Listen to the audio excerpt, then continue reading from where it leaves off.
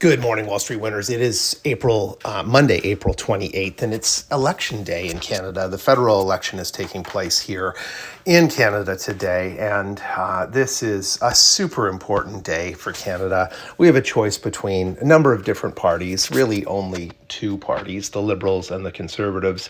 We do have an NDP party, which is effectively communist and wants to just take from everyone and give money out by the trillions of dollars for different programs, and that would just bankrupt our nation.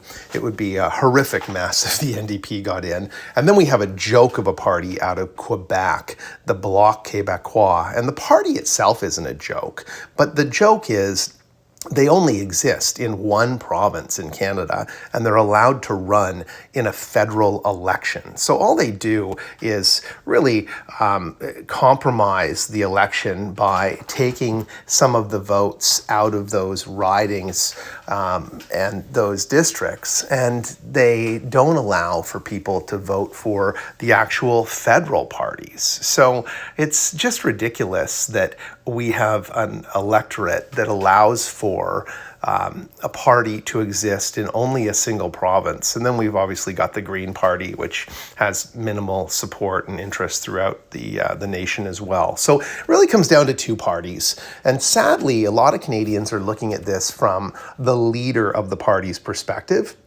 as opposed to really what the parties are planning to do from a platform perspective. And Carney, for leading the Liberals, Mark Carney, has a fabulous resume. I mean, he has run the Bank of Canada, he's run the Bank of England. Now, you could agree or disagree as to whether he did a good job there, but he's been in some very high-profile roles, comes from Goldman Sachs, he's worked at Goldman internationally, obviously a very smart individual.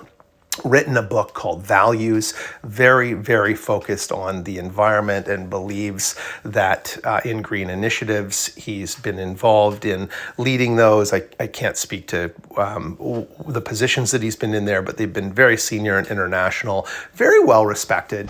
And then you've got Pierre Poilievre, who's been the leader of the opposition for a number of years, well-spoken, not really well-liked. There's a lot of people that don't like how he looks for some reason. And they seem to be judging him based on things that really aren't related to his campaign.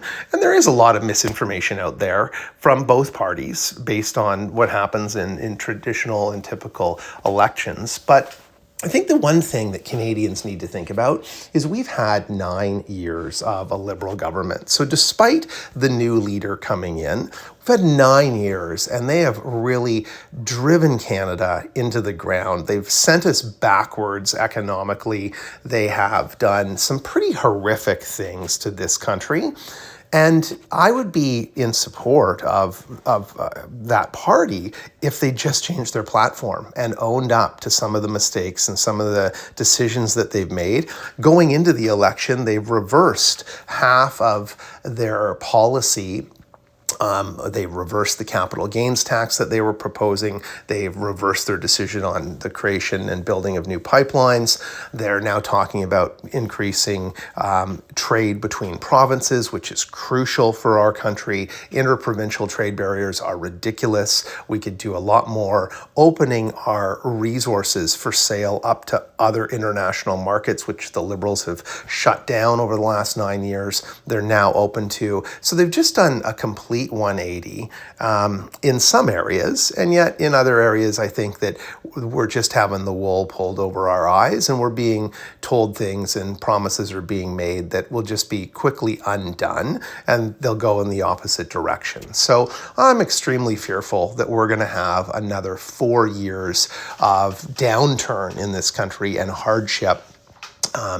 And I really don't think either one of the leaders is superior to the other from a negotiation perspective with Donald Trump. In fact, I think Donald Trump wants the Liberals to get in because he knows he's going to be able to walk all over them, because that's who he's been dealing with for his last term when Trudeau was in government. And the same Liberals that are being voted in this election, and primarily, although it's a smaller cabinet in the Liberal cabinet, it's really the same people behind the scenes that are hoping to be reelected and to drive those negotiations. So it's a decision day for Canada, and I'm optimistic today that we can see some change.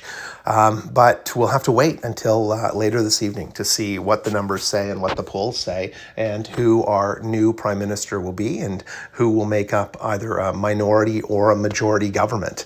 But in the end, I think for young people like my kids, I really want a party other than the Liberals. From my perspective, I'm going to have very little impact from either party. I'm financially independent. I'm pretty much retired.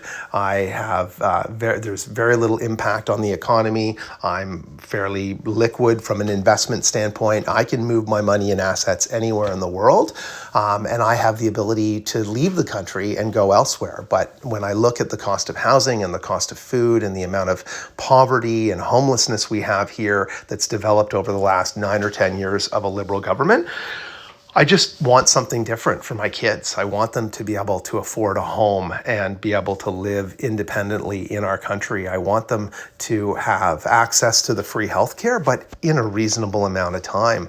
I want them to be able to find jobs and find work and be successful in the careers that they've gone to school to study for. And I want them to feel like we're protected and a together nation, someone that has a sense of identity beyond just not being the 51st state. And I don't feel that really any of the parties have been able to do that. It's really been President Trump who has brought us together as a nation.